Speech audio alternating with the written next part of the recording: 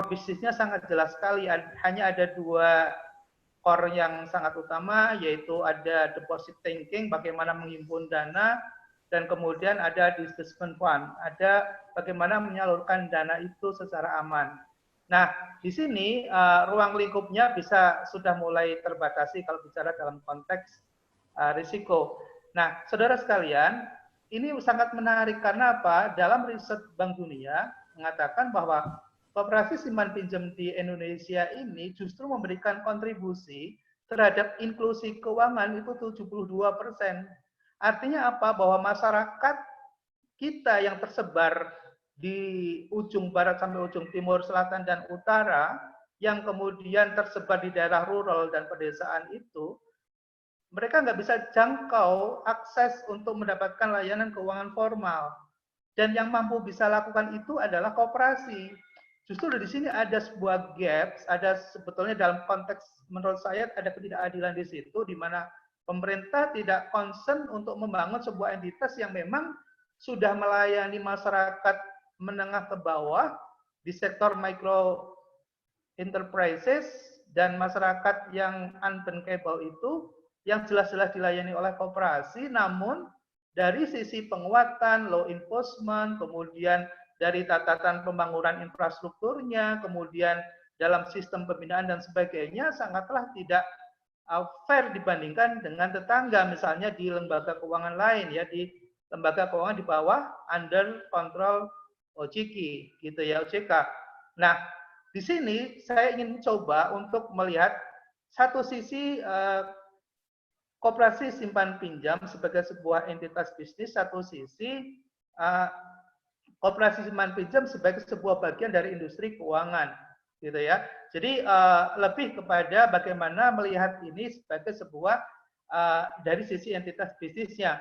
Karena tadi ada dua sisi risiko ya, dari side-nya yaitu bicara tentang legal entity dan bicara tentang business entity. Kalau legal entity mungkin kita bahas lain waktu, tapi kita lebih kepada bagaimana melihat perspektif risk dari sisi bisnis entity-nya, dari risiko bisnisnya gitu ya.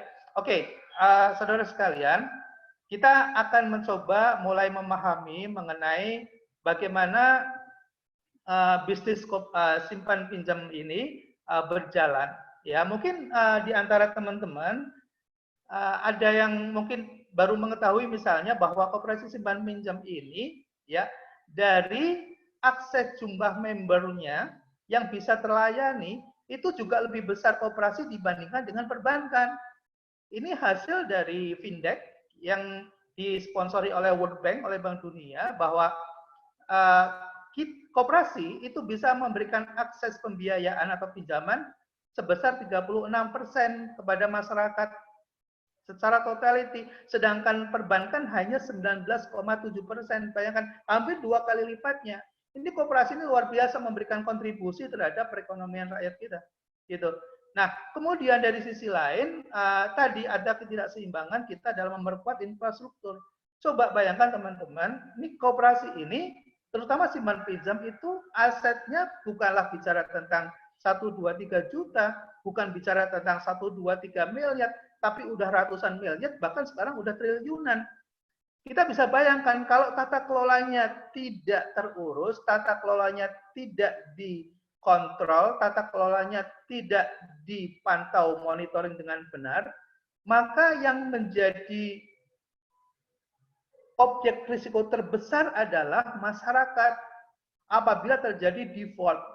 Kondisi saat ini, ya pandemik saat ini, corona ini, COVID-19 ini dampak terhadap koperasi simpan pinjam luar biasa. Ya, mungkin bagi teman-teman yang menjadi pelaku langsung atau menjadi bagian dari koperasi simpan pinjam akan merasakan itu, dan kemudian bagaimana kita secara pribadi juga galau karena tahapannya ini baru awal gitu ya, baru awal, kemudian peaknya kita belum tahu apakah ini siklus akan berjalan 3 bulan, 6 bulan, 1 tahun, atau 2 tahun. Ketika bicara 1 tahun cycle kita yang paling medium, maka berarti puncak peaknya itu ada di sekitar 3 bulan ke depan. Nah, kalau itu terjadi berarti nanti ada masa crisis dan ada masa recovery. Nah, kita pertanyaannya, apakah ada desain untuk melakukan recovery? Apakah ada desain untuk melakukan revitalisasi dan restrukturisasi terhadap koperasi-koperasi yang ini pasti akan berjatuhan, gitu.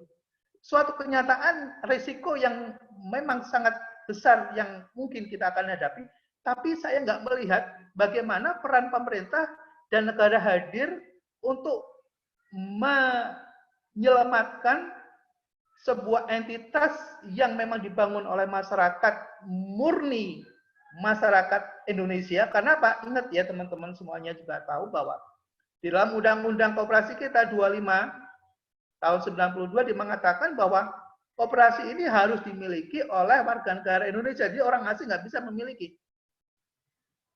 Kemudian yang kedua, bahwa koperasi ini pure, ya, tidak ada kontribusi asing ya terhadap sistem operasional dan sekaligus sistem permodalannya. Sehingga apa?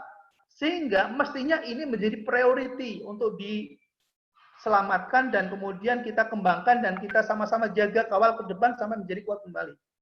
Ya, oke, balik lagi. Ini sedikit sama juga dengan mungkin perasaan dari teman-teman yang lain yang kondisi dalam ketidakpastian saat ini dan kegalauan menghadapi persoalan dan problem kita bersama ini. Kita kembali kepada bagaimana risiko yang dihadapi oleh sebuah entitas bisnis yang namanya koperasi simpan pinjam. Oke. Nah, ini sudah mulai kepada hal yang teknis nih. Sudah mulai membaca. Ya, bahwa sekarang definisi risiko itu apa sih? Definisi risiko bisa banyak sekali yang mendefinisikan. Tapi dalam bahasa saya sebagai peneliti selalu punya batasan. Batasannya adalah 3. Yang pertama bahwa risiko itu sesuatu yang akan terjadi di masa yang akan datang, itu yang pertama. Yang kedua, ya komponen yang kedua, ketidakpastian. Jadi ada suatu ketidakpastian di masa yang akan datang. Dan kemudian yang ketiga adalah kerugian.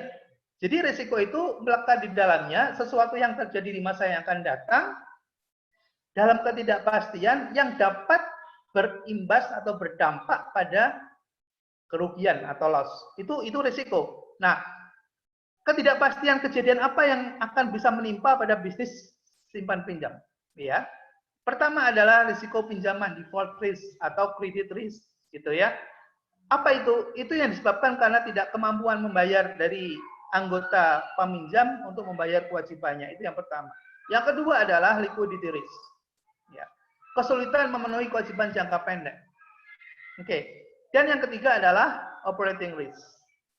Yaitu risiko yang terkait dengan kelancaran operasi dan pelayanan kepada anggota. Kemudian yang keempat adalah risiko penyelewengan atau fraud.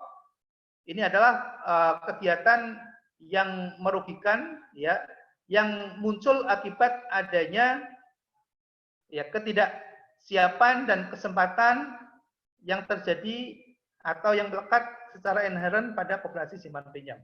Oke. Nah, saudara sekalian, saya ingin mencoba menggambarkan bahwa koperasi simpan pinjam ini memiliki infrastruktur keuangan atau struktur keuangan yang sangat sekali dominan, di mana sisi sebelah kiri majoritinya adalah kredit, kemudian sebelah kanan majoritinya adalah dana pihak ketiga dalam bahasa perbankan atau tabungan deposito yang merupakan dana dari anggota yang dititipkan di koperasinya, gitu. Nah, kalau lihat dari proporsinya, kita bisa lihat bahwa sebagian besar dari aset yang dimiliki oleh koperasi simpan pinjam itu berada di sini, gitu. Hampir 60, kalau kita lihat dari sini, ya dari 23, 66 dan 7 ini semuanya adalah aktiva lancar. Hampir 80-90% itu dana itu ada di anggota, ya. Dana ada di anggota sebagai fasilitas pinjaman. Sementara dari sisi sumbernya, source-nya, itu berasal dari tabungan deposito. Kalau kita jumlahkan, kita bisa lihat 45, 21, 24. Jadi sekitar 90% juga. Modal koperasi itu kurang lebih berkisar more or less sekitar ya 10%, ya sekitar 10%. Jadi artinya bahwa koperasi simpan pinjam yang mungkin asetnya ratusan miliar, yang triliunan itu modal dari para anggota pemiliknya itu hanya sekitar 10%. Selebihnya adalah uang masyarakat. Nah, ini kalau kemudian pemerintah tidak turun tangan, pemerintah tidak merasa bertanggung jawab atas keamanan dana masyarakat ini, itu merupakan suatu pelanggaran. Ya. Dan saya kira kita sebagai pengelola, kita sebagai pengurus dan pengawas harus concern terhadap risiko yang akan kita hadapi ini. Nah, selanjutnya saudara sekalian, saya mencoba untuk melihat bagaimana perbankan menghandling problem besar ini, gitu. Ya. Nah, di dunia perbankan itu sudah terjadi sekitar 20 tahun yang lalu dibangun. Sementara kita belum apa-apa menurut saya. Ya. Apa yang sudah dibangun oleh perbankan, pemerintah yang membiayainya. Kita keuangan di bawah OJK itu atau di bawah langsung Kementerian Keuangan adalah fasilitas yang diberikan oleh negara kepada industri. Ya, yang diberikan negara oleh industri. Sementara koperasi tidak ada layanan dan fasilitas itu. Kita coba bisa lihat misalnya, ketika krisis tahun 98, krisis moneter, dan kemudian dilakukan recovery, kemudian dilakukan restorasi, gitu ya, dilakukan restrukturisasi, kita lihat dari dua bagian ini, ada ketahanan dan ada restorasi. Ketika bicara tentang masa depan dan ke depan dalam menghadapi risiko yang mungkin bisa terjadi, dibangun namanya infrastruktur perbankan. Ya, infrastruktur. Nah, infrastruktur itu terdiri dari lembaga pengawas. Ada lembaga pengawas jasa keuangan, ada lembaga penjamin simpanan, ya, dan kemudian di situ juga ada bank syariah yang dikembangkan pada saat itu. Ya, itu yang dilakukan sekitar awal tahun 2000-an. Dan kemudian dibangun namanya good corporate governance, yaitu membangun fit and proper test. Kemudian membangun namanya wawancara new entry. Jadi kalau ada para pemilik atau pemodal yang ingin mendirikan lembaga keuangan, itu ada yang namanya wawancara new entry. Jadi tidak boleh sembarangan orang untuk mendirikan, misalnya kalau dalam konteksnya koperasi. Dia harus dapat pendidikan dulu, dia harus punya kompetensi dulu, dia harus memiliki pengetahuan knowledge dulu yang baik. Baru bisa melakukan, mengelola, menjalankan bisnis koperasi itu secara profesional. Nah, kalau di koperasi kan tidak ada itu, silakan siapa aja boleh. Oke, itu bagus. Tapi kita harus ingat ya bahwa as in, ya as out, gitu ya. Mudah mendirikan, mudah bubar. Nah, ini yang menjadi koperasi kita juga tidak terlalu kuat, gitu. Nah, kemudian yang ketiga adalah compliance director. Jadi kalau untuk menjadi seorang pengelola, itu harus patuh. Patuh terhadap apa? Patuh terhadap regulasi dan aturan. Nah, itu yang sampai sekarang menjadi bagian dari penilaian kesehatan perbankan. Ada namanya good corporate governance. Sementara penilaian kesehatan di koperasi tidak memasukkan good corporate governance, sehingga orang patuh tidak patuh nggak ada masalah. Jadi konteks cara berpikir substansinya itu belum kita sentuh gitu di koperasi. Oke. Kemudian ada yang namanya pengaturan dan pengawasan. Ada entry and exit policy. Kita ini nggak ngerti ini. Ketika ada koperasi yang default, apa yang harus kita lakukan? Coba tanya ke Kementerian Koperasi. Apa yang langkah-langkah apa yang secara prosedural?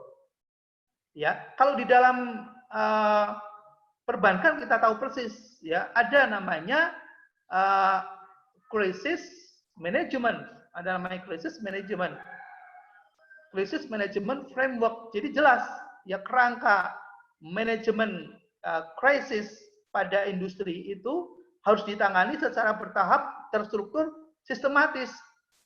Coba teman-teman bisa bayangkan bagaimana mungkin bisa jadi default ya semacam ada asuransi yang kemarin sangat heboh itu, tapi kita lihat ujungnya, ya ujungnya bisa terselesaikan secara sistematis, prosedural, gitu. Nah, sementara kalau kita lihat bagaimana kasus-kasus gagalnya koperasi, pasti yang jadi ujung tidak ada perlindungan bagi pemilik dananya, kemudian juga tidak ada pengawalan, ya tidak ada pembinaan dan tidak ada pembelaan. Ini yang sulit sekali kita rasakan ketidakadilan itu. Kemudian ada law enforcement. Kalau di dunia perbankan ada namanya law enforcement, jadi ada penegakan terhadap aturan. Ya, kemudian ada yang namanya international standard yang diakui oleh international standard dalam hal pengaturan, pengawasan dan sebagainya. Oke. Nah, kemudian setelah itu ada kegiatan restrukturisasi kredit seperti kondisi saat ini, saudara-saudara kawan-kawan semuanya. Kita sangat sibuk dan melihat bagaimana restrukturisasi itu fokus kepada industri keuangan perbankan dan lembaga keuangan lain. Tapi sementara koperasi, coba lihat, ya, ada nggak ke arah situ? Anggota koperasi kebingungan bagaimana caranya mendapatkan fasilitas, kemudian bagaimana Satgas bisa mengawal. Adakah Satgas? Saya sampai sekarang nggak lihat ada Satgas di situ, ya, yang mendampingi koperasi untuk melakukan restrukturisasi kredit misalnya dan seterusnya, gitu ya.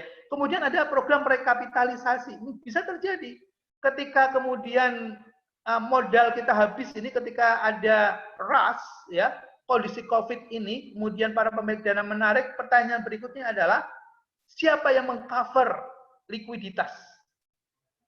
Ada nggak? Oke, anyway. Kemudian blanket currency. Oke, itu restorasi. Harusnya ada restorasi koperasi saat ini. Itu sangat dibutuhkan. Kita nggak tahu wacana, kemudian baca media, nggak ada yang bicara tentang itu. Ya, saya sudah sejak awal ketika COVID ini berjalan, saya sudah sampaikan ke pemerintah bahwa kita harus segera melakukan tindakan untuk membantu perkoperasian kita agar dana nanti ketika ada bantuan dari 405 triliun itu ada yang menetes ke koperasi gitu loh. Jangan sampai kemudian ini semua dikooptasi oleh industri keuangan dan lain-lainnya. Pertanyaannya koperasi ada di mana? Saya belum mendengar itu. Ya, saya belum mendengar itu. Ada pembelaan terhadap koperasi. Oke, saya kira ini bicara tentang risiko, ini bicara tentang bagaimana mengelola sebuah ketidakpastian yang bisa kita raba bahwa itu bisa terjadi. Itu salah satu fungsi dari pemahaman kita terhadap sebuah risiko. Nah, bagaimana tahapan untuk bisa memayungi agar koperasi kita ini bisa menjadi kuat? Saya kira butuh diskusi panjang, kita butuh pilar, kita butuh tahapan-tahapan, kita harus membangun sistem, membangun fondasi, dan kemudian membangun aksi. Oke, saya kira itu butuh waktu tersendiri, kita bisa diskusikan waktu. Oke, saudara sekalian, kita sekarang lebih kepada bagaimana mengelola resiko, ya, melakukan resiko yang terkait dengan inherent risk dulu. Jadi kita perkecil dulu. Tadi bicara tentang resiko koperasi secara makro, sekarang kita sempitkan sedikit saja karena waktunya sangat terbatas.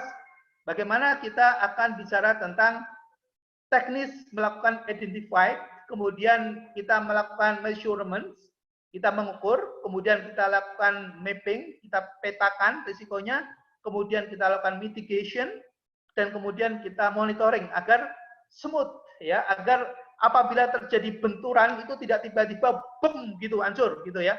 Tapi kita lakukan sebuah mitigation, kita lakukan pengelolaan secara bertahap sehingga risikonya itu tidak besar, ya. Baik, saya kira ini teknis ya. Jadi bisa baca nanti di beberapa video yang sudah sempat saya rekam dan kemudian saya upload di channel Ahmad Subagio. Nanti tahapan-tahapannya identified itu seperti apa, kemudian mengukur risiko itu seperti apa, memetakan risiko seperti apa, kemudian mitigation risk itu seperti apa, sampai ke monitoring. Itu ada. Saya punya 14 video yang menjelaskan tentang tahapan-tahapan itu secara detail. Oke.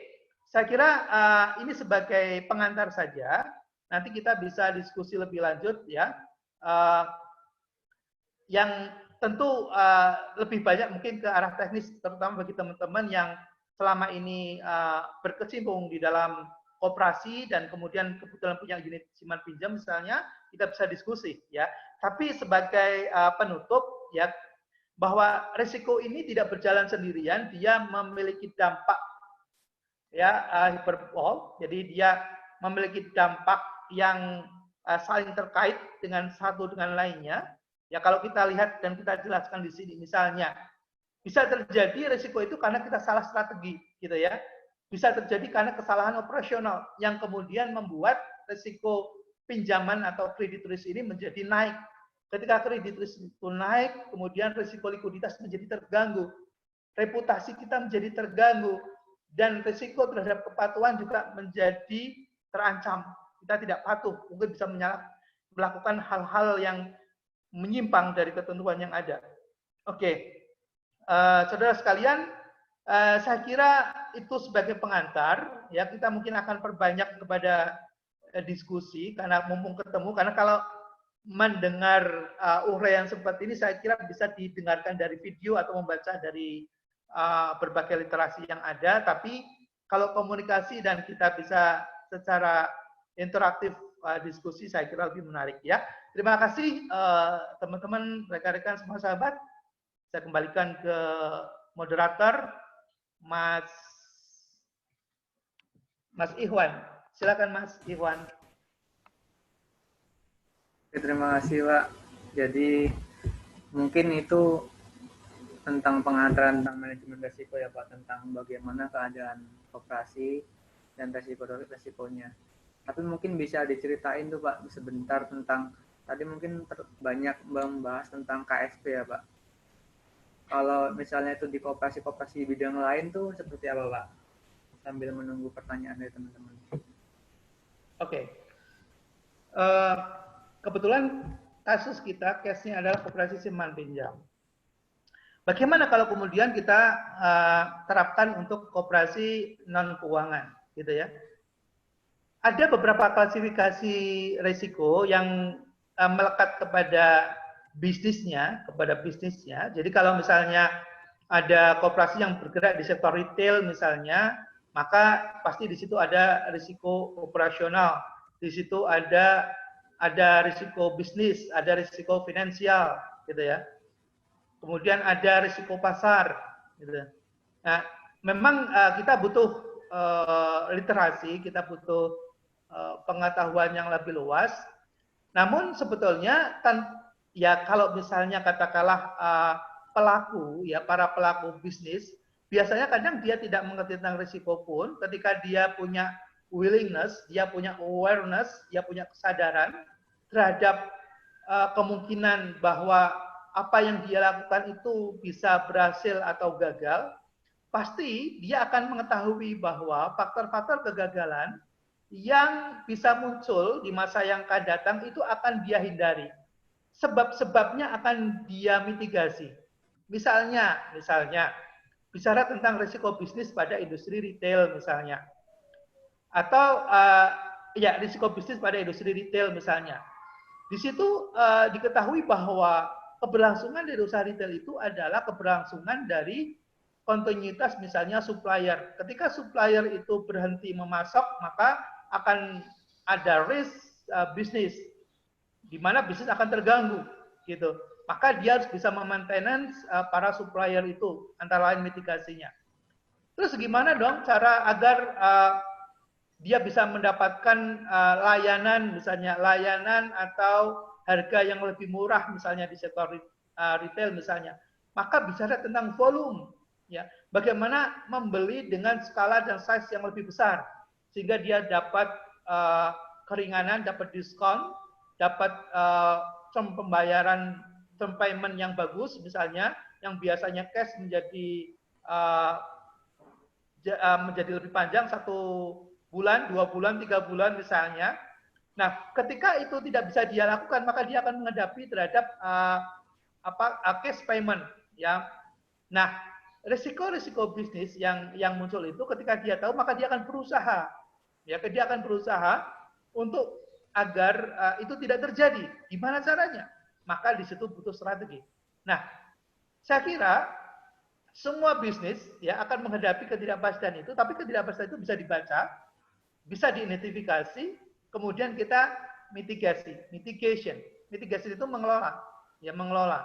Nah, untuk mengelola itu sebetulnya ada 4, secara teori ada 4 untuk mengelola risiko. Yang pertama, menghindari risiko. Walaupun secara teoritikal dan konseptual nggak bisa kita menghindari risiko, kecuali kita keluar dari bisnis itu sendiri. Kecuali kita menghindari dari tujuan itu sendiri. Artinya tujuan kita tutup, berarti kita tidak lagi punya aktivitas, maka kita menghindari risiko. Kemudian yang kedua adalah mengalihkan risiko. Ya, jadi bagaimana cara mengalihkan risiko? Maka dalam beberapa teori bisa saja kita alihkan ke pihak lain, misalnya ke asuransi apabila gagal. Atau kita alihkan misalnya kalau tidak ingin rugi banyak, maka sharing capital. Kita bisa berbagi modal dengan pihak lain, joint venture. Itu salah satu dari mitigasi untuk mengurangi risiko modal, agar modal kita jangan habis sama sekali, tapi kita berbagi pada pihak lain, misalnya. Itu pengalihan. Ada yang namanya meminimize risiko.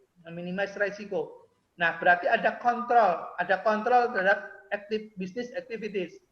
Jadi kita kontrol, misalnya apa, business activities terkait dengan cash management, ya, cash management misalnya.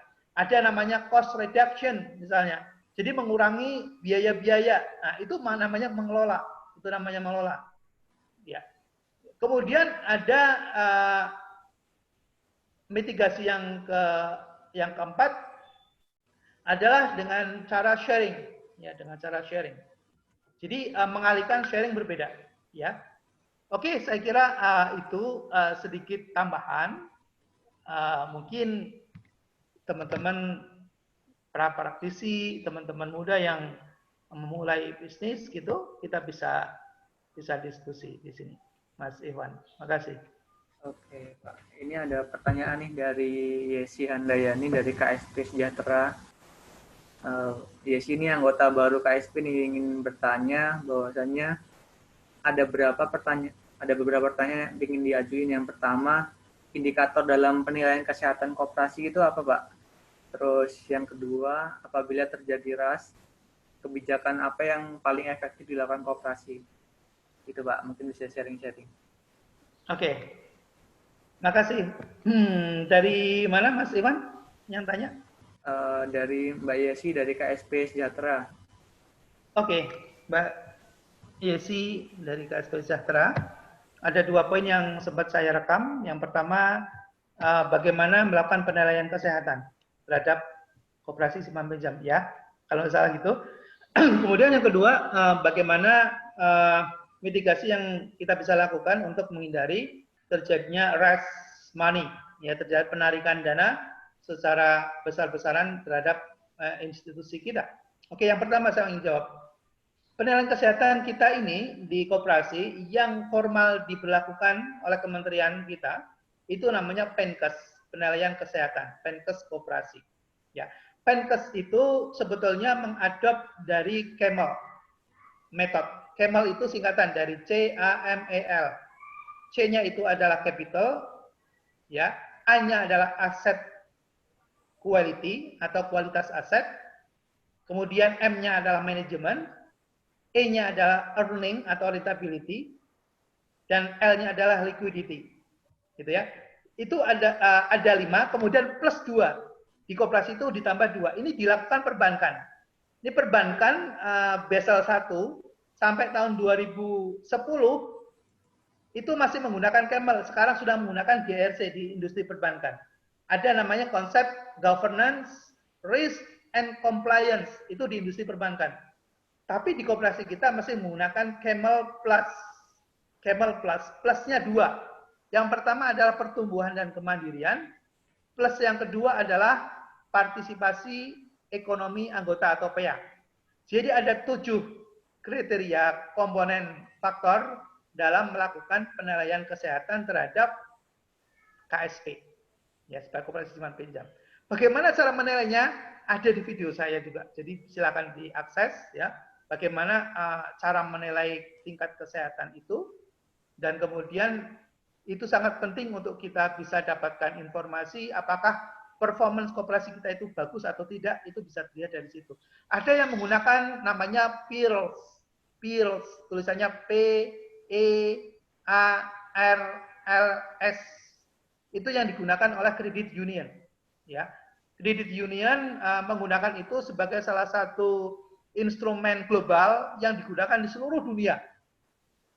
Ya, P-nya itu adalah protection, ya, E-nya adalah effective financial structure, kemudian A-nya adalah asset quality, sama dengan tadi Kemal itu, ya. Kemudian R-nya adalah rentability, ya. Kemudian L-nya adalah liquidity, S-nya adalah sign of growth. Jadi PIRLS ini menurut saya complicated, komprehensif, dan ada 44 indikator yang digunakan untuk menilai kesehatan berdasarkan pada PIRLS. Sedangkan Camel itu hanya 7 indikator saja. Jadi bedanya sangat besar sekali. Makanya PIRLS ini digunakan untuk memonitoring step by step pertumbuhan dari entitas bisnis koperasi. Ya, kemudian ada metode yang lain selain Penkes dan Camel, ada yang kita sebut dengan MIR namanya, Microfinance Institutional Rating.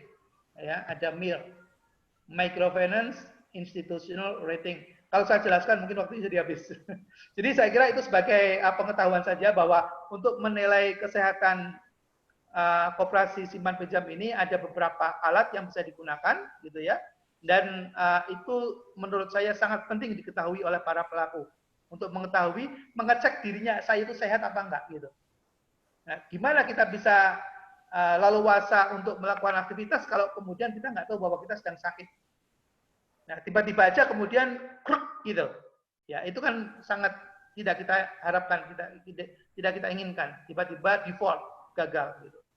Oke, pertanyaan yang kedua, bagaimana RAS? Ya, bagaimana mengelola likuiditas? Ini juga kalau kita bisa bahas panjang banget gitu mengenai likuiditas. Tapi ada pengetahuannya, ada knowledge-nya, ada skill-nya, ada kompetensinya, ada instrumennya, ada alatnya. Gitu. Nah, kalau bicara tentang liquidity ini kan bicara tentang konteks financial strategic, ya, financial strategic. Jadi bicara tentang strategi keuangan. Gimana agar struktur keuangan kita itu seimbang? Makanya di dalam credit union, coba teman-teman silakan survei, ya, ke teman-teman yang beraktivitas di credit union. Dia ada yang namanya penilaian E, Effective Financial Structure. Di situ harus seimbang antara dana yang dihimpun dengan dana yang disalurkan. Jadi kalau yang dihimpun itu adalah 90 misalnya, maka maksimal yang disalurkan adalah 90, nggak boleh lebih dari itu. 90 itu keseimbangan dana. Jangan sampai misalnya kita menghimpun 9, kita salurkan lebih dari itu. Berarti lebih dari modal yang kita miliki habis ketika default, selesai. Kemudian kita harus punya cash reserve. Ya, harus punya cash reserve. Cadangan kas. Nah, cadangan kas itu bentuknya banyak banget gitu. Dari mulai kas tunai, kas keras, kemudian dalam bentuk simpanan. Kemudian yang terpenting lagi, kita harus bisa berkolaborasi dengan koperasi lain dalam sebuah apex. Kalau di kredit union itu ada namanya Puskop. Ada pusat koperasi kredit, ada Inkopdit yang mereka memiliki simpanan di situ dan kemudian bisa digunakan ketika terjadi suatu kesulitan likuiditas, maka Puskop atau Inkopnya akan bisa memberikan bantuan likuiditas untuk menangani persoalan jangka pendek itu. Gitu. Tapi bagi koperasi yang dia sendirian, bayangkan, dia mengelola uang sendirian, tidak berkolaborasi dengan lembaga keuangan lain, saya kira itu adalah bad case. Ya, kasus yang buruk. Dan saya kira pengelolanya tidak terlalu paham bagaimana mengelola sebuah institusi keuangan dengan dengan kesembronoan, artinya terlalu pede dengan dirinya sendiri, padahal dia harus butuh bantuan pihak lain. Dan yang dalam skema strategi yang lebih advance itu ada namanya standby line. Jadi kita harus punya kerjasama juga dengan industri keuangan lain, misalnya perbankan. Kita minta fasilitas kredit line namanya standby line. Jadi kita dapat layanan pinjaman, tapi akan terkena charge apabila kita gunakan fasilitas itu. Itu namanya standby line atau kredit line. Nah, itu terkadang para pelaku koperasi juga nggak paham. Padahal itu sangat dibutuhkan ketika terjadi ada penarikan.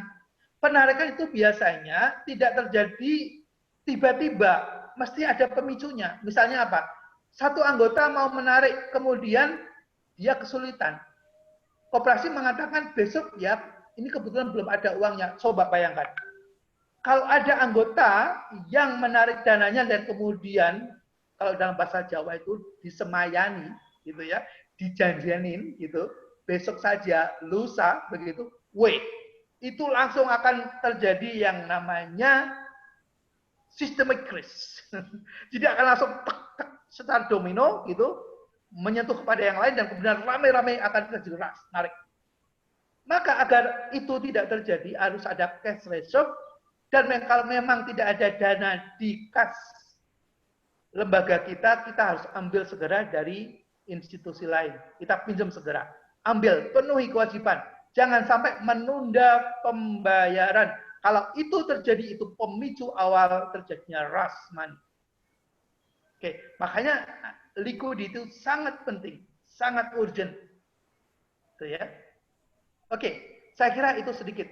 Nah, sedikit dari saya. Karena apa? Kalau bicara tentang liquidity management atau cash management, panjang. Tapi minimal ini menjadi pengetahuan awal. Oke? Terima kasih. Saya kembalikan ke Mas Iwan. Oke, Pak. Selanjutnya pertanyaan dari Fitri Titis Aryati dari Kopma Satria Manunggal Purwokerto. Ini pertanyaannya, bagaimana cara merintis KSP di kalangan koperasi mahasiswa, Pak? Terus menurut pandangan Bapak, apa resiko yang mungkin terjadi jika Kopma membuat usaha simpan pinjam? Oke, ada 2 poin ya. Pertanyaan yang pertama, bagaimana merintis usaha simpan pinjam. Kemudian yang kedua, apa Mas tadi yang kedua? Bagaimana resiko yang mungkin terjadi, Pak, jika Kopma membuat usaha simpan pinjam? Oh ya. Bagaimana cara memulai usaha simpan pinjam? Saya pikir gampang-gampang susah. Gampang susah. Mau ambil gampangnya atau mau ambil susahnya? Gampangnya gimana? Gampangnya regulasi kita ini terkait dengan usaha simpan tidak seketat seperti perbankan atau lembaga keuangan lain di bawah kontrol OJK. Jadi kita bisa mulai proses pembelajaran simpan pinjam ini di kalangan komunitas terbatas. Misalnya apa? Kita buat komunitas mahasiswa. Boleh nggak sih mahasiswa itu macam arisan, ya belajar arisan, kemudian dari uang arisan itu kemudian dipinjamkan satu dengan yang lain secara bergiliran, misalnya. Itu proses pembelajaran harus dilakukan. Jangan tiba-tiba kita melakukan effort minta izin, tapi kemudian setelah izin keluar, kita nggak bisa ngapa-ngapain. Jadi proses pembelajaran, learning process itu perlu dilakukan dengan cara yang sederhana dulu, memahami tentang siklus bisnisnya dulu, model bisnisnya dulu, bagaimana cara mengelola uang dan dana, bagaimana menghimpun dana, bagaimana menyalurkan dengan aman, bagaimana belajar mengawasi, bagaimana belajar memanage, ya. Ini perlu dilakukan dalam komunitas kecil dulu, gitu ya. Siapa aja calon-calon pendiri itu, disitulah kita ada trust itu harus dimunculkan. Kita nggak mungkin mendirikan koperasi tanpa kepercayaan, nggak mungkin. Kecuali kita mau bisnis uang. Saya punya uang, punya modal sendiri, saya gelontorkan, kemudian saya minta izin, ini dikelola oleh profesional, itu namanya industri keuangan.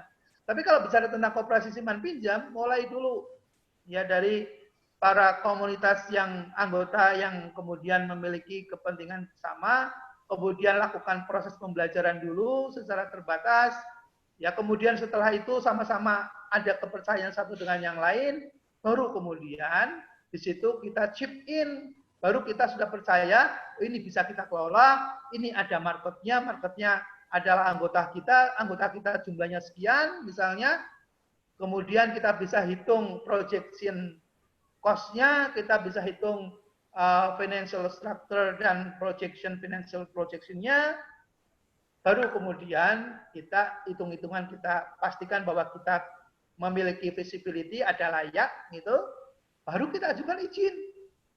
Karena di situ sudah mulai muncul leadership. Nggak mungkin ya koperasi itu bisa berjalan tanpa kepemimpinan, nggak mungkin. Mesti nanti akan muncul siapa yang aktif, siapa yang akan menjadi bendahara, siapa yang nanti akan menjadi sekretaris, siapa nanti akan menjadi ketua. Itu tidak muncul secara spontan dan instan, nggak bisa. Harus proses dulu saling mengenal satu dengan yang lain dalam komunitas itu. Ada dalam lesson learn, ada international lesson learn namanya self help group, ada namanya ISHG, self help group. Itu sebuah komunitas yang saling membantu dengan yang lain dalam bentuk seperti arisan itu sebagai inisiator awal dalam mendirikan sebuah usaha simpan pinjam. Ya. Oke, saya kira itu bagaimana teknisnya, saya kira tempatnya bukan di sini, tapi minimal, untuk memulai harus punya komunitas dulu, ada membernya, kemudian lakukan lesson, ada namanya learning process, ada proses pembelajaran gitu, ya, kemudian munculkan leadership, ya, ada di situ muncul kepemimpinan, belajar memimpin, ya, kemudian lakukan analisa kelayakan, sudah layak atau belum, baru ajukan proses legalitasnya. Jangan ajukan legalitasnya kalau belum siap. Nanti akan habis muspro saja. Dalam bahasa Jawa namanya muspro, mubazir. Itu ya, mubazir. Oke. Itu yang pertama. Yang kedua, bagaimana Apa resikonya, Pak? resikonya? Ya kalau Kopma membuat usaha simpan pinjam, Pak. Kan koperasi mahasiswa deh, Pak, bukan umum gitu. Kopma kan mungkin belum ada pendapatan untuk menyicil atau gimana, belum ada jaminan segala macam gitu. Ya. Ya, usaha simpan pinjam ini kan yang pertama ada kebutuhan enggak terhadap uang? Itu pertanyaan pertama. Sepanjang ada kebutuhan terhadap uang, maka ada potensi, ada opportunity untuk melakukan usaha pinjaman. Itu yang pertama, pinjaman dulu. Karena dari pinjaman itu yang nanti akan meng-create revenue dan income. Tanpa itu nggak akan mungkin ada. Tinggal nanti basisnya adalah apakah interest, apakah sharing profit, atau syariah scheme, ya, skema syariah, itu masalah kedua. Yang penting ada nggak kebutuhan terhadap dana, uang. Itu pertanyaan pertama. Yang bisa jawab nanti Mbak siapa tadi? Dari Purwokerto ya? Ya, dari Purwokerto. Jangan-jangan adik kelas saya dari Unsud. Oke. Kemudian yang kedua adalah punya repayment capacity nggak? Punya kapasitas untuk membayar kembali atau enggak? Gitu. Kalau tidak, maka berarti default dong, gagal dong. Gitu. Maka harus diketahui dulu, kebutuhan dana, saya pikir semua orang butuh dana, gitu. Bisa pinjam. Tapi persoalan kedua adalah bisa mengembalikan atau enggak. Gitu. Nah, untuk mengembalikan itu harus ada namanya source fund, ada namanya sumber dana. Nah, mahasiswa itu ada sumber dananya enggak? Nah, ini kalau interaktif kan saya bisa tanya, ada enggak gitu ya? Kalau pasti ada dong, dari mana? Ya dari orang tua yang pasti gitu ya. Orang tua kan ngasih setiap bulan kirim gitu. Boleh enggak misalnya kirimnya itu misalnya pakai rekeningnya koperasi. Sehingga potong dulu dong, kalau dia pinjam 100.000 dikirimnya 2 juta, potong dulu dong 100.000 buat cicilan ke koperasi sisanya baru dipakai buat konsumsi gitu. Ya. Kalau sumbernya dari orang tua, kalau sumbernya dari dia bekerja, nah itu beda lagi. Ya. Nah, di situ harus ada identify, ada yang namanya analisa ekonomi, ada namanya analisa kelayakan. Gitu. Makanya kalau dalam memulai bisnis itu ada namanya business research atau feasibility study. Ada namanya studi kelayakan. Layak enggak? Kalau anggotanya adalah mahasiswa, kemudian di situ ada usaha simpan pinjam. Riset dulu Anda, para calon member kita, para mahasiswa ini punya pendapatan enggak? Sumber pendapatannya dari mana? Dari orang tua, dari mana aja? Gitu. Kemudian dia butuh kebutuhannya apa? Untuk bayar SPPK, untuk bayar biaya hidup living cost kah? Atau untuk biaya konsumsi sehari-hari, atau untuk membayar kursusan misalnya, ya. Jadi kita harus tahu itu, lakukan riset, survei dulu, sehingga kita nanti bisa memunculkan produk yang sesuai untuk mahasiswa itu apa, produk simpanannya apa, produk pembiayaan dan pinjamannya apa. Jangan kemudian mendirikan usaha simpan pinjam kemudian hanya meniru, itu yang sering kali bikin kita default dan gagal. Meniru, jangan meniru. Kita punya kekhasan sendiri, kita punya karakteristik sendiri, kita punya behavior consumer sendiri, ya punya perilaku sendiri, dan itu yang harus ditangkap dan diterjemahkan oleh koperasi dalam menghasilkan suatu produk layanan kepada anggotanya. Ini mungkin agak teoretikal, tapi itulah dunia yang kita hadapi. Kalau kita kemudian sembrono, kita hanya ya asal punya punya niat dan punya semangat saja, tanpa dibekali dengan pengetahuan knowledge, gitu ya, tanpa dibekali dengan skill, ya risikonya sangat besar. Risikonya sangat besar. Makanya saya mengatakan kita itu easy in, easy out. Kita mudah saja dirikan, tapi mudah aja kemudian hilang gitu. Oke.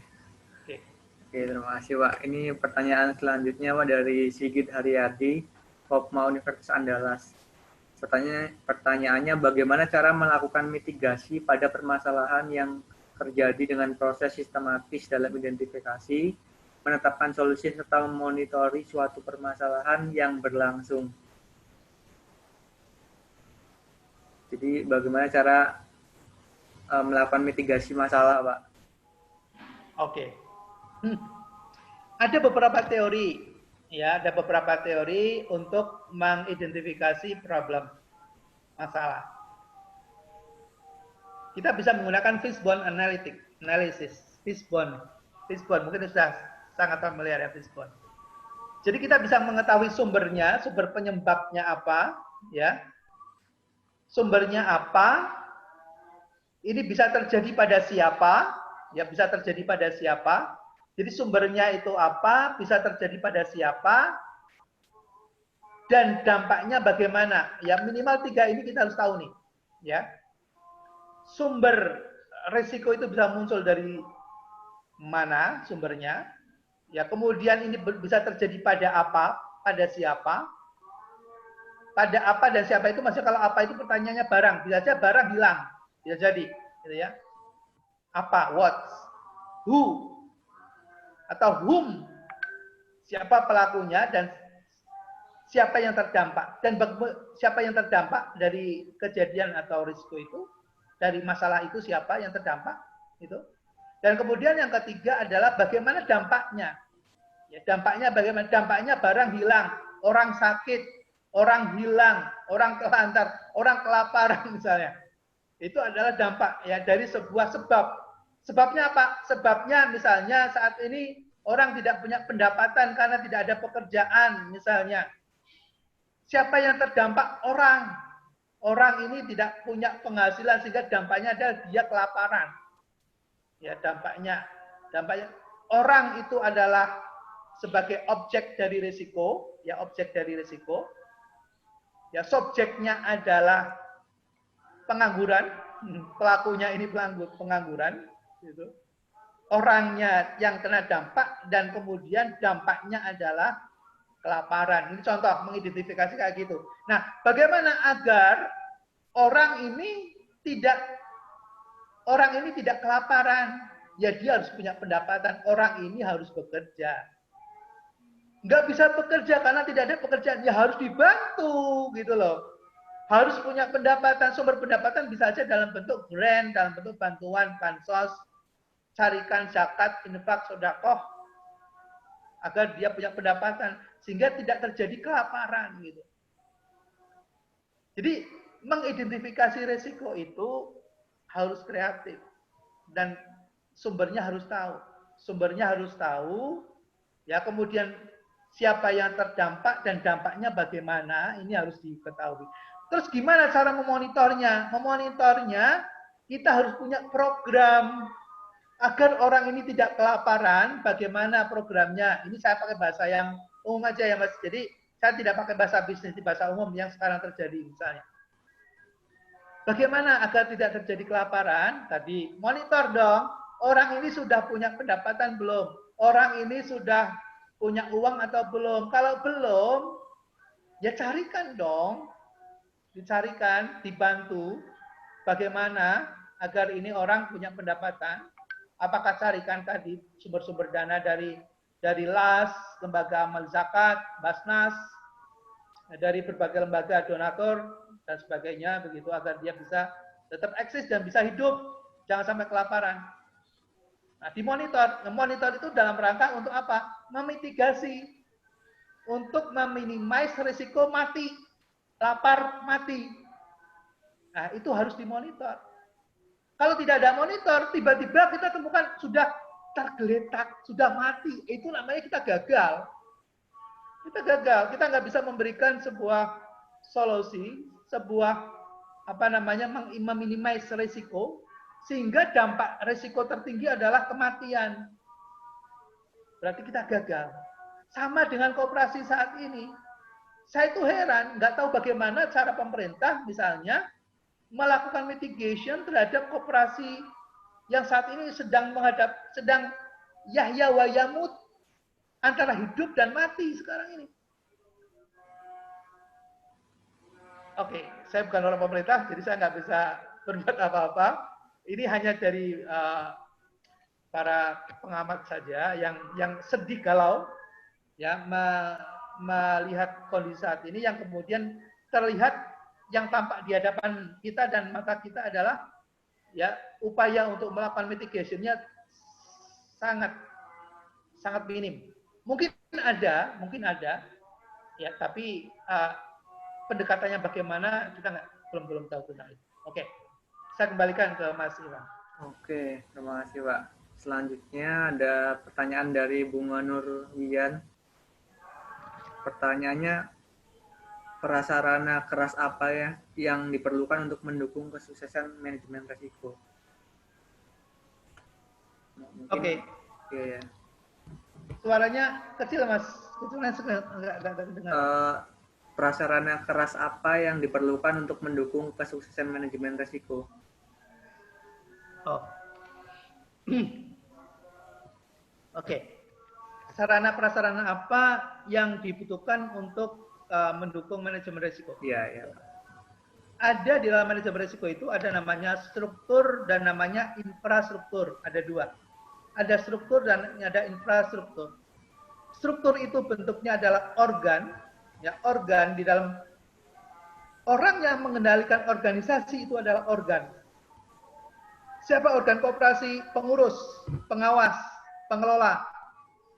Ya, itu organ yang mengendalikan koperasi. Itu harus comply, dia harus punya skill, dia punya knowledge, dia punya kompetensi, punya pengetahuan tentang risiko itu sendiri. Kalau dia tidak tahu tentang risiko, nonsen, sulit, nggak bisa. Jadi sangat tergantung pada struktur, ya capacity-nya. Itu satu, itu namanya struktur. Kemudian yang kedua adalah infrastruktur. Infrastruktur itu apa? Agar pengelola ini bisa menjalankan fungsinya dengan baik dan benar, maka dibantu dengan namanya infrastruktur. Infrastruktur di dalam organisasi itu namanya kebijakan-kebijakan, peraturan-peraturan, sarana prasarana fisik. Itu namanya infrastruktur. Contoh, misalnya kebijakan untuk meminjam uang itu harus ada.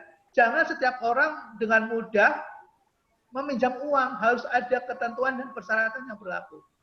Contoh, mengeluarkan uang. Jangan setiap orang bisa pinjam seenaknya. Oh, saya pengurus, saya mau butuh uang hari ini, saya pinjam. Nggak bisa. Harus lewat prosedur. Ngisi aplikasi dulu, walaupun pengurus, walaupun pengawas, aplikasi dulu. Berapa pinjamnya, lihat cek ada nggak likuiditasnya, ada nggak dananya. Prosesnya harus diikuti, harus ada kebijakan, proses, itu yang namanya SOP, itu infrastruktur.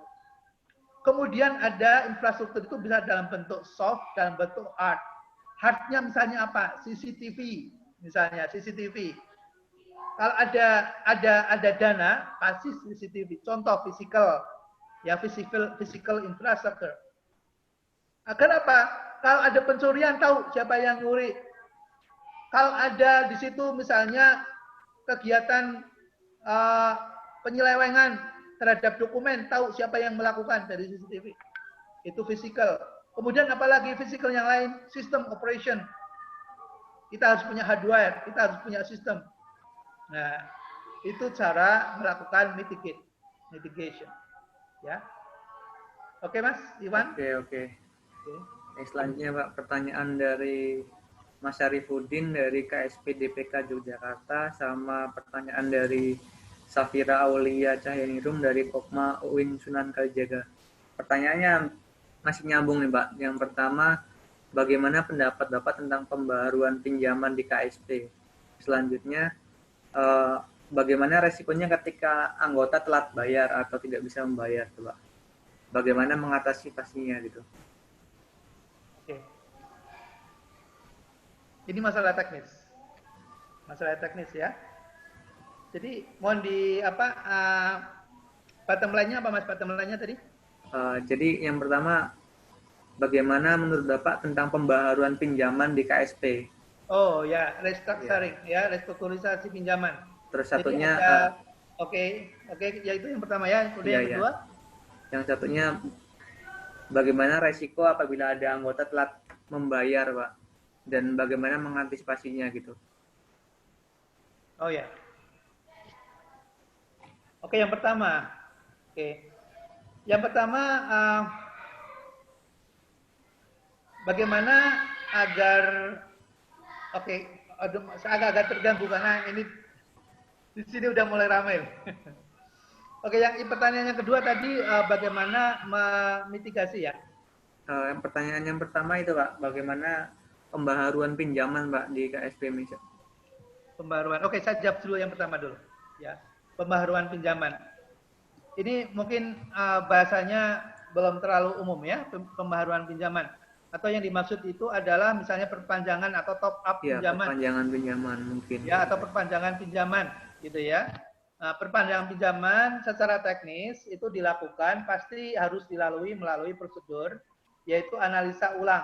Itu harus dilakukan kembali untuk mengetahui tentang kemampuan bayarnya. Karena setiap kali periode berjalan itu bisa jadi kemampuan orang itu bisa berubah, bisa naik, bisa turun, gitu ya.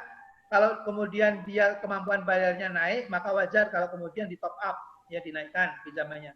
Tapi kalau kemudian dia menurun, otomatis plafonnya harus diturunkan juga. Jangan dipaksakan, karena nanti kalau dipaksakan, dia nanti nggak bisa bayar, ya bisa gagal, gitu. Jadi dia gagal bayar itu bisa terjadi bukan karena dia tidak punya willingness, bukan karena dia tidak mau, tapi tidak mampu, capacity-nya nggak ada. Ya, no capacity. Ya, tidak ada kapasitas. Jadi kita sebagai analis itu harus mampu menganalisa kemampuan bayar seseorang. Apa teknik yang digunakan? Ada namanya teknik cash flow. Ada cash flow technical analysis. Mungkin suatu saat secara teknis kita bisa diskusi itu ya. Tapi Itu salah satu instrumen yang digunakan untuk melakukan analisa. Oke. Nah, gimana secara dokumentasinya? Ya pasti harus dilakukan perjanjian ulang. Jangan mendengar perjanjian dulu. Ketika sudah selesai, stop. Kemudian ada penyelesaian pinjaman, gitu ya. Kemudian ditutup, ada perjanjian baru lagi. Ya. Perjanjian baru lagi dengan ketentuan dan persyaratan yang berlaku. Tadi plafonnya bisa berubah, angsurannya bisa berubah, jangka waktunya bisa berubah, dan seterusnya. Ya, itu yang pertama. Kemudian yang kedua, Mas tadi Mas. Yang kedua, pertanyaannya tadi udah sempat kejawab juga sih Pak. Bagaimana ketika resikonya anggota telat membayar, terus solusinya gimana untuk mengantisipasinya? Oh ya, jadi kalau ada kegagalan bayar, kalau di dalam, nah inilah. Jadi koperasi semen bentuk walaupun namanya koperasi, tapi tetap saja ini adalah bisnis keuangan. Ya, ini adalah bisnis keuangan. Pengetahuan tentang keuangan sangatlah substansial, urgent, penting, gitu.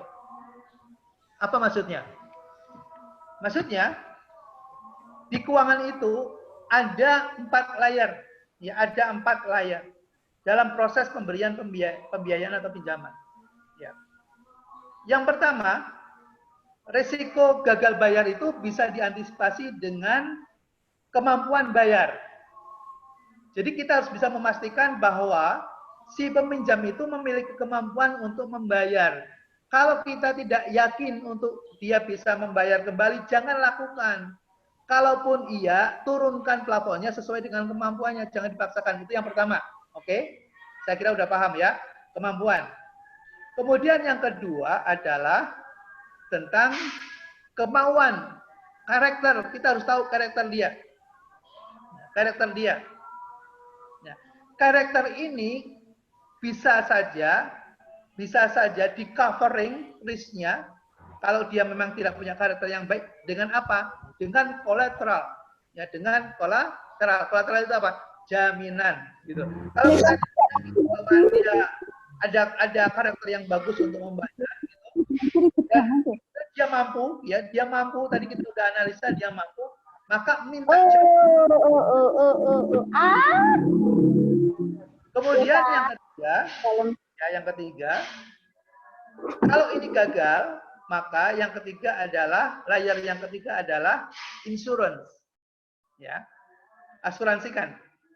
Asuransikan orangnya, asuransikan kreditnya. Nah, koperasi ini mohon maaf seringkali tidak memahami tentang asuransi kredit. Sehingga tadi dia pikul sendiri risikonya, padahal bisa aja dialihkan kepada lembaga lain. Gitu. Nah, yang keempat ada namanya assurance. Yang ketiga insurance, yang keempat adalah assurance, penjaminan. Nah, ini juga belum banyak dipahami. Saya kira nanti perlu diskusi. Oke. Terima kasih Mas Iwan. Oke, Pak. Ini terakhir nih, Pak, pertanyaannya, Pak. Ya. Dari Sandi dari Jakarta Pusat, Pak. Pertanyaannya, apa yang perlu diperhatikan untuk menempatkan dana atau mendaftar menjadi anggota KSP, Pak? Bagaimana meminimalisir resiko yang notabene kan banyak KSP yang mohon maaf bodong tanda kutip ya Pak atau fraud ya. Jadi bagaimana selaku kita ingin menjadi anggota baru menilai KSP tersebut, Pak? Oke. Bagaimana caranya kita memilih koperasi yang aman untuk menempatkan dana kita di koperasi yang bersangkutan? Saya kira begitu pertanyaannya. Ya Mas Iwan ya? Iya. Ya. Oke. Saya sarankan cari koperasi yang benar. Jangan cari koperasi abal-abal.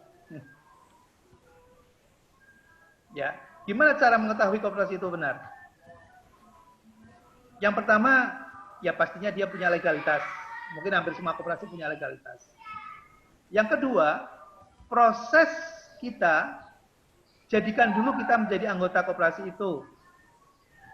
Kalau kita bukan menjadi anggota koperasi, jangan mau kita tempatkan dana di situ. Dia mengatakan Anda calon anggota misalnya, maka resiko kita yang menanggung itu kalau sudah dia mengatakan begitu. Ya. Jadi proses dulu, ikuti prosesnya dulu, jadi anggota dulu. Ikuti trainingnya, pelatihannya. Kalau itu koperasi tidak ada pelatihan, berarti itu koperasi abal-abal. Percaya sama saya. Kalau ada koperasi menghimpun dana tanpa ada pendidikan dan literasi, itu koperasi abal-abal. Koperasi papan nama kata Mas Surat tadi. Ya. Jadi edukasi dulu. Kalau dia nggak bisa mengedukasi, nggak bisa memberikan pendidikan kepada kita, hindari. Itu saran saya. Lebih baik simpan dananya di bank. Lebih aman, ada penjaminan. Di koperasi tidak ada penjaminan. Jadi tempatkan pada koperasi yang benar. Oke. Langkah yang ketiga adalah lihat koperasi itu dari struktur pengurus dan pengelolanya. Orang-orangnya dikenal apa enggak? Dikenal enggak? Jangan ada behind, ada people behind. Ada orang di belakang layar yang mengendalikan itu dan kemudian menghimpun dana seenaknya dari masyarakat dan kita akan menjadi siap menjadi korban. Pakai papan nama, himpun dana dari masyarakat, uang dipakai buat bisnis sendiri atau buat kepentingan pribadi, wassalam, selesai. Itu di mana-mana begitu. Ya di mana-mana yang terjadi gagal koperasi kita begitu. Ya pertama karena tidak ada pengetahuan dari masyarakat. Jadi kita nggak bisa menyalahkan siapa-siapa. Kita nggak bisa juga selalu menyalahkan pemerintah. Masyarakat dan kita sendiri tidak melakukan literasi dan edukasi dengan baik. Itu kesalahan kita, ya kelemahan kita. Kemudian yang kedua, ya memang ya dari pengawasan kita yang sangat lemah terhadap koperasi, gitu ya. Sehingga banyak orang memanfaatkan koperasi untuk kepentingan pribadi tadi, menghimpun dana dari masyarakat. Dan kita jangan menjadi korban, konyol gitu loh. Kita sudah capek-capek jadi mahasiswa belajar gitu ya. Kok dibohongin gitu dengan mudah dan gampangnya, jangan mau dong. Jangan mau. Kasihan gitu. Kasihan ya. Oke, saya kira itu trik yang paling sederhana. Trik yang dahsyat nanti lain waktu kita bicarakan. Oke Pak, terima kasih Pak atas materi dan jawaban dari pertanyaan-pertanyaannya. Untuk terakhir Pak, mungkin closing dari materi tentang manajemen risiko nih Pak dari Bapak. Baik, saudara, teman-teman, semua sahabat yang dimuliakan Allah karena sedang puasa, kita semua mungkin hampir sebagian kita sedang menjalankan ibadah puasa. Selamat menjalankan ibadah puasa. Sebentar lagi kita akan berbuka. Selamat menikmati hidangan Allah dan mudah-mudahan selalu sehat. Kita jangan pernah berhenti untuk belajar pada siapa saja, kapan saja, di mana saja. Di rumah pun kita bisa belajar, gitu ya.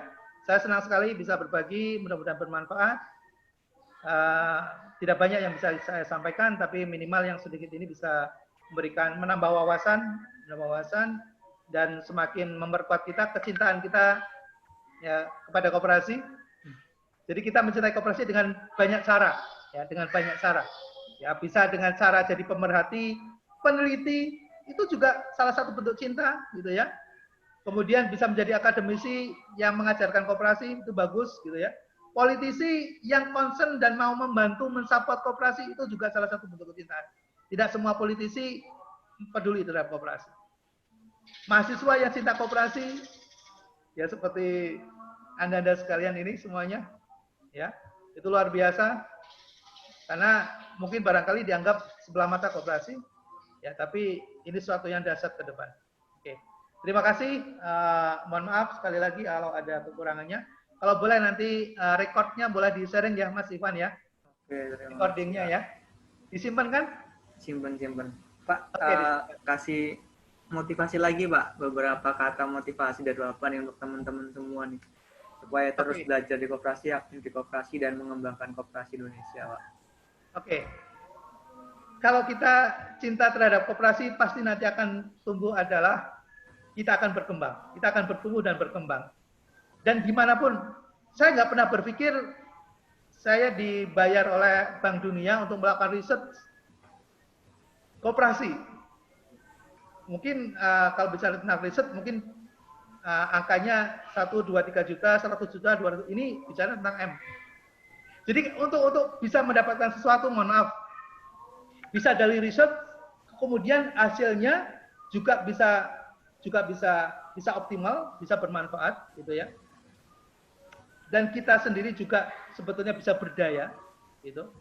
Kemudian kita bisa menjadi pelaku koperasi, kita mulai dari sesuatu yang kecil, kita membuat legenda, kita membuat sejarah, kita membuat legasi untuk diri kita, itu juga menjadi catatan sejarah tersendiri. Siapa yang berani membangun legasi? Koperasi. Jadi catatan sejarah, buat sejarah, buat catatan. Kemudian yang ketiga, menjadi apapun kita, akademisi kah, akan menjadi politisi, kita menjadi anggota masyarakat. Kalau kita sudah mulai cinta dengan koperasi dan kemudian kita ada di dalamnya, kita akan bisa bertumbuh terus. Karena di koperasi ini ada komunitasnya. Ada komunitasnya. Ini luar biasa, ya. Dan kalau bicara tentang komunitas, nggak bicara tentang harga. Percaya itu. Nggak ada harga, ya. Kita bicara tentang komitmen, kita bicara tentang berbagi terus gitu. Dan saya kira itu yang membuat kita menjadi lebih berarti di tengah-tengah masyarakat. Oke, terima kasih.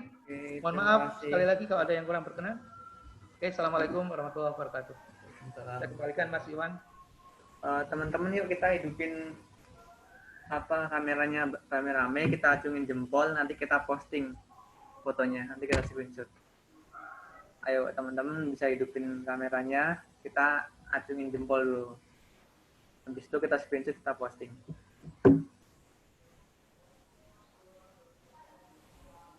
Ayo nih, ayo Pak, sebagai kita tuh acungin jempol. Tahan ya, 1, 2, 3. Oke, makasih sama-sama. Assalamualaikum warahmatullahi wabarakatuh. Makasih buat teman-teman. Selamat berbuka puasa. Sampai ketemu di sesi selanjutnya. Terima kasih Pak Ahmad Subagio. Ya, terima kasih.